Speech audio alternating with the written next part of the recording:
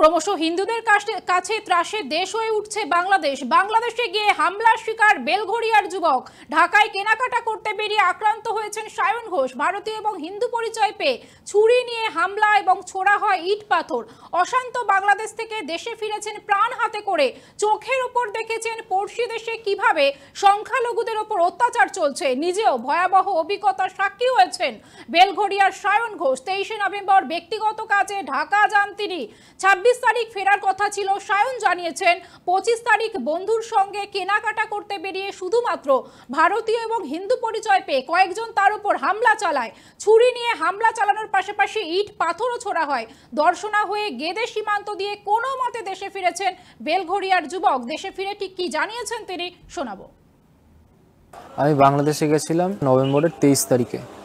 ওখানে একজন পরিচিতের সঙ্গে আমি তার বাড়িতে বেড়াতে গেছিলাম। ঢাকায় আমি জুড়েনে বাগানবাড়ি অঞ্চলে গেছিলাম। আমি 26 তারিখ রাতে আমার ফেরার কথা ছিল। দিয়ে সেখানে সে বলে একটু ঘুরে আসি, চল তুই তো চলে যাবি আজকে রাতে। দিয়ে সেই সময় বাজারে বেরিয়েছিলাম আমরা। বাজারে বেরোনোর পর ওখানে কিছু ছেলে আমাদেরকে ধরে আমাকে জিজ্ঞাসাবাদ করে কোথায় থাকিস। আমি বলেছিলাম আমি ইন্ডিয়াতে থাকি। তারপর আমার ধর্ম জিজ্ঞেস করে, আমি বলি আমি হিন্দু। তারপরে তারা আমাকে সাইডে নিয়ে গিয়ে আমার পকেট ছিনটাই হাতানো শুরু করে। আমার মোবাইল কেড়ে নেয়, আমার টাকা পয়সা সব ছিল পকেটে, সেগুলো কেড়ে নেয়। তারপরে তারা আমাকে মারধর করা শুরু করে। চাকু দিয়ে আমার এখানে মারে, পাথর দিয়ে আমার মাথায় মারে। আমাকে মানে যাচ্ছে দেবে 5-6 জন মিলে আমাকে পিটায়। আমার সঙ্গে যে ছিল সেও ঠেকানোর চেষ্টা করে, সে বাঁচানোর চেষ্টা করে, তারও ফোন কেড়ে নেয়, তাকেও মারধর করার চেষ্টা করে। ওরা বলছিল যে তুই ইন্ডিয়ান হিন্দু, তুই কেন আমাদের দেশে আসবি, এই বলতে বলতে মারছিল। আশেপাশের মানুষের কেউ সাহায্য করেনি, কেউ সাহায্য করতে আসেওনি। পুলিশ যখন সব ব্যাপার ঠান্ডা হলো আমাকে বাড়ি নিয়ে যায়। আমি ওখানকার এমার্জেন্সি নাম্বারে কল করি 999-এ। সেখান থেকে উল্টো আমাকে জেরা করা শুরু হয় যে তুমি ভাই কেন এসছো, বাংলাদেশে কার বাড়িতে এসছো, কিরম বন্ধু লাগে, এইসব আমাকে জিজ্ঞাসাবাদ করা হয়। তারপর বলে থানায় গিয়ে ডায়েরি করতে। থানায় যাই, এই থানা সেই থানা সব দিকে ঘোরাতে লাগে। এই থানা হবে না, আরেক থানা হবে, সেই থানা হবে না, ওর থানা হবে। চিকিৎসা করলাম, প্রায় একটা প্রাইভেট হসপিটাল গেলাম, সেখানে বললো এইখানে হবে না, অন্য একটা হসপিটাল হবে। এই করতে করতে ঢাকা মেডিকেল কলেজে যাই আমি। ওখানে যাওয়ার পর অনেক রিকোয়েস্টের পর তারপর আমাকে এই পুলিশ কেস করার জন্য যে রোজটা দরকার সেটা আমাকে দেয়। তারপর আমার চিকিৎসা করে ওখানে কোনো রকমভাবে অনেক রিকোয়েস্টের পর পুলিশ কেস হয়নি। আমি পরের দিন সকালেও চেষ্টা করেছিলাম করার, কিন্তু ওখানকার এলাকার কিছু নেতারা, উকিলেরা, ওরা এসে আমার ওই পরিচিতের ফ্যামিলিকে প্রচণ্ডভাবে শাসায় যে আমি তো কেস করে চলে যাবো, তারপর তোমাদের কি হবে, তোমার ছেলে আছে। অপরদিকে বাংলাদেশে আক্রান্ত হিন্দু মহিলা সাংবাদিক মুন্নি সাহাকে ঘিরে ধরে হেনস্থা। স্থানীয় একটি পোর্টালের সাংবাদিক মুন্নি সাহা গতকাল রাতে কারওয়ান বাজার এলাকায় হেনস্থা করা হয় সাংবাদিক মুন্নি সাহাকে। পরে পুলিশ গিয়ে তাকে উদ্ধার করে এবং থানায় নিয়ে যান। সাংবাদিক মুন্নি সাহার বিরুদ্ধে একাধিক মামলা রয়েছে বলে দাবি করছেন পুলিশ।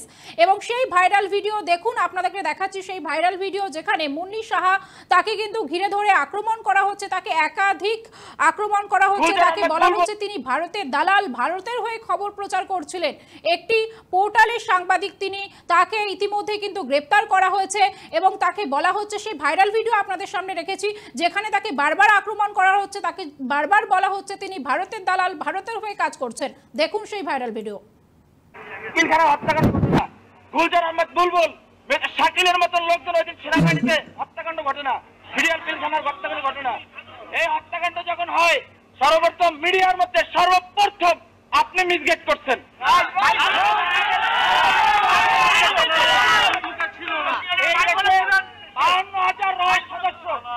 এর ভিতরে আপনি একজন।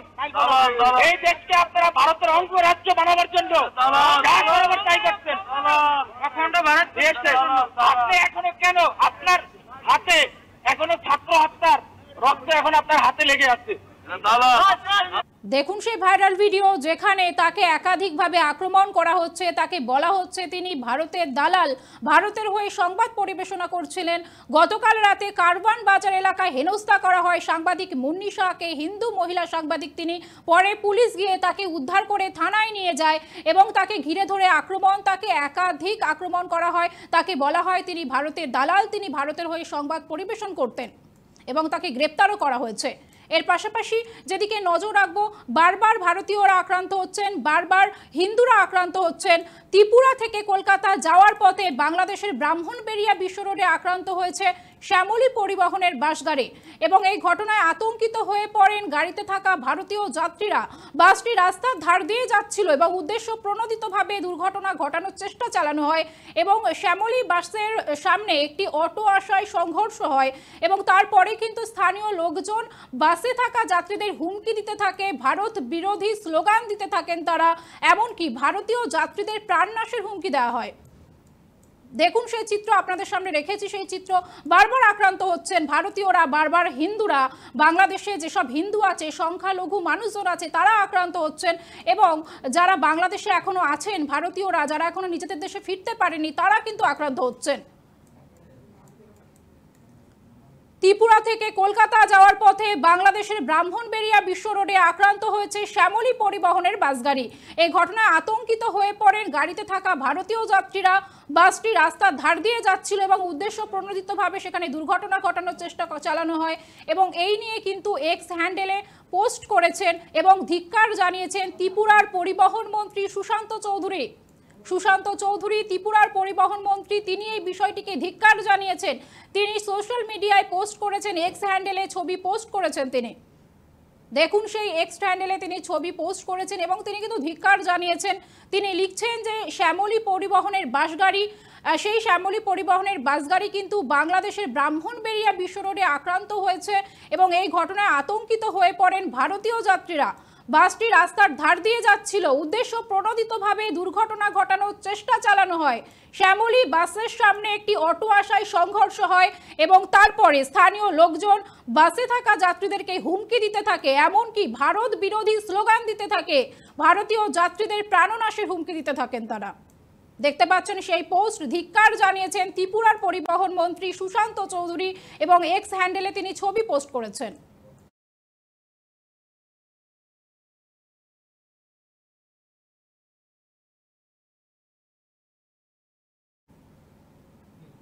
পড়শি দেশ বাংলাদেশ হিন্দুদের কাছে ত্রাসের দেশ হয়ে উঠেছে। ক্রমাগত হিন্দুদের ওপর আক্রমণ চালানো হচ্ছে এবং এই বিষয় নিয়ে বিজেপি নেতা অর্জুন সিং তিনি ঠিক কি জানিয়েছেন শোনাবো। সাধারণ মানুষ এগিয়ে আসছেন।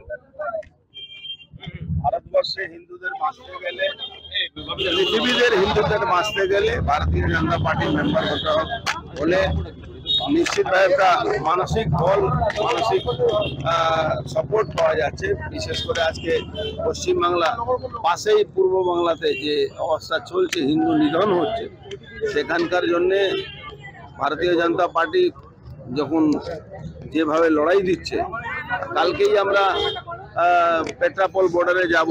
সব যত গাড়িগুলো এখান থেকে ওদেরকে জিনিসপত্র যায় বাংলাদেশে, আজকে ডক্টররা বিরোধ করছেন। ডক্টররা বলছেন কোনো যারা হিন্দু নিধন করছে, মুসলমান কোনো পেশেন্ট, বাংলাদেশি পেশেন্টকে আমরা ট্রিটমেন্ট করব না। সেখানে আমাদের একটা কর্তব্য আছে, তাই জন্য আমরাও কালকে যাব। আজকে আমরা বিশেষ করে বেরিয়েছি এই মেম্বারশিপের জন্য। মানুষ নিজে নিজে মোবাইল নিয়ে আমাদের সঙ্গে যোগাযোগ করছেন, তারা মেম্বারশিপ নেওয়ার জন্য। বঙ্গ সনাতন ধর্মের মানুষ যারা আছেন তারা নিশ্চিতভাবে ভারতীয় জনতা পার্টিকে সাপোর্ট করছেন, নাহলে 2,36,000 ভোট পেতেন না। এখন তো পরিস্থিতি আরও ভয়ঙ্কর দিকে যাচ্ছে, যেখানে সিদ্দিকুল্লাহ চৌধুরী যিনি এই রাজ্যের মন্ত্রী আছেন, তিনি বলছেন মুসলমানদের আবাদি বাড়াতে হবে আর হিন্দুদের আবাদি কমাতে হবে। যে সিদ্দিকুল্লাহ চৌধুরী বিধানসভা দাঁড়িয়ে এই কথা বলছেন আর সরকার মুখে কুলুপ দিয়ে বসে আছে, সেই রাজ্যে সনাতনী হিন্দুদেরকে বাঁচার জন্য নিজেই এগিয়ে আসে। আপনাদেরকে শোনাছিলাম বিজেপি নেতা অর্জুন সিং এর বক্তব্য। বাংলাদেশে একের পর এক সংখ্যালঘুদের ওপর আক্রমণ, এমনকি যারা এখনো পর্যন্ত নিজেদের দেশে ভারতবর্ষে ফিরতে পারেনি সেই সব ভারতীয়রা কিন্তু পড়শি দেশ বাংলাদেশে আছেন, তাদের উপরে অত্যাচার হচ্ছে। আপনাদেরকে দেখাচ্ছিলাম যে কিভাবে বেলঘড়িয়া যুবক, তার উপর আক্রমণ হয়েছিল। এই সমস্ত বিষয়টি নিয়ে কিন্তু অর্জুন সিং তিনি বলেছেন যে সনাতনীদের একজোট হতে হবে এর বিরুদ্ধে রুখে দাঁড়াতে গেলে, এবং পশ্চিমবঙ্গের সনাতনীদেরকেও কিন্তু একজোট হতে হবে। আপনাদেরকে দেখাচ্ছিলাম যে বেলঘড়িয়ার যুবক যুবক তিনি আক্রান্ত হয়েছেন। সাথে সাথে বাংলাদেশের যিনি মহিলা সাংবাদিক, হিন্দু মহিলা সাংবাদিক, তাদেরকে কিন্তু ধরে ধরে সেই সব হিন্দুদেরকে টার্গেট করা হচ্ছে এবং তাকে গ্রেপ্তারও করা হয়েছে। বলা হচ্ছিল আপনাদের সামনে যে ভাইরাল ভিডিও আমরা রেখেছিলাম সেখানে একদম নির্দিষ্টভাবে তাকে আক্রমণ করা হচ্ছিল এবং বলা হচ্ছিল তিনি ভারতের দালাল। এমনকি যেটা দেখাচ্ছিলাম শ্যামলী পরিবহন বাস, সেই বাসটাকে একদম উদ্দেশ্য প্রণোদিতভাবে আটকে দেওয়া হয় এবং সেখানেও একটা ভারত বিরোধী স্লোগান দেওয়া হয় এবং তাদেরকে প্রাণনাশের হুমকিও দেওয়া হয়। বাংলাদেশের এই সমস্ত আপডেট পেতে নজর রাখুন শুধুমাত্র 24 আওয়ার্স টিভির পর্দায়। St. Francis High School, English Medium School. Admission going on nursery to class 10. Hurry up, limited seat. For admission, call 8777487996. Our address 26 Topsia Road, Kolkata 700039. ATM building, first floor, Belal Complex. हमारी यहाँ पे 2 बच्चियाँ पढ़ती है। यहाँ के पढ़ाई, यहाँ के टीचर्स बहुत अच्छे हैं। मेरी बच्ची यहाँ पर 1 साल से पढ़ती है। यहाँ का इन्वायरमेंट, यहाँ का एजुकेशन बहुत सिस्टम बहुत अच्छा है। तपस्या में रहते हैं, बच्चा का पढ़ाई बहुत अच्छा है। 1 साल से तो मेरा बेटा पढ़ रहा है, मोहम्मद असदुल्ला खान। तो पढ़ाई तो अच्छा ही है, ट्यूशन भी अच्छा है। इस स्कूल में न्यू बैच है, पढ़ाई कर रही है 1 साल से, पढ़ाई अच्छी है, टीचर लोग भी अच्छे हैं। ये इंग्लिश मीडियम स्कूल है, बॉयज़ एंड गर्ल्स है। इसमें सारे सब्जेक्ट इंग्लिश मीडियम में पढ़ाए जाते हैं। साथ में इस्लामिक स्टडीज़ की पढ़ाई होती है। हिंदी एक एडिशनल सब्जेक्ट जो ऑप्शनल सब्जेक्ट होता है वो है ही है। उसके साथ कंप्यूटर क्लास 1 से शुरू होता है। टीचर्स जो 2000 नेक्स्ट सेशन का 2025 का एडमिशन ओपन है, तो आप लोग को जो भी इंटरेस्टेड हैं एडमिशन में या आप इंक्वायरी करना चाहते हैं तो यहाँ ये बिलाल कॉम्प्लेक्स फर्स्ट फ्लोर पे लोकेटेड है। सेंट फ्रांसिस हाई स्कूल, बाहर ICICI बैंक की ATM मशीन है, उसी के ऊपर फर्स्ट फ्लोर पे 26 Topsia road, Kolkata 39 saint Francis high school located है।